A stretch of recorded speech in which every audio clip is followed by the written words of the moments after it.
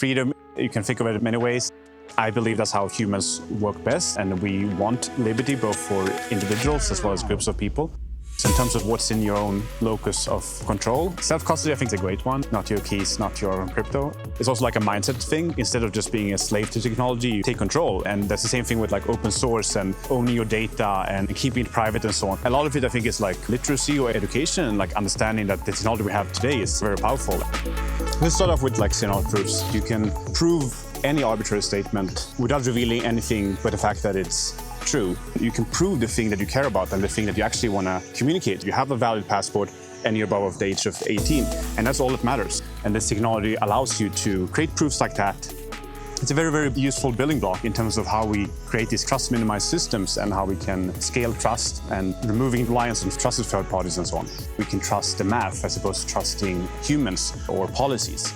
It's a way of sort of scaling society, if you will. This type of mental model is not something that most people have because it's kind of new, kind of alien technology. People need to get used to.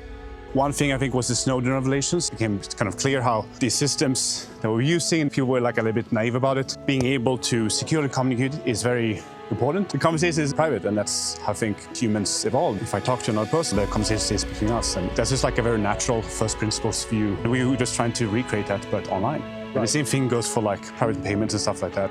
So we're trying to onboard institutions onto Ethereum and making sure that their privacy requirements are met. Ultimately, what we're trying to do is we want to upgrade the infrastructure that the world is running on. The alternative is that either we have these legacy systems or people build on these private chains, or we can get them to build on this open infrastructure.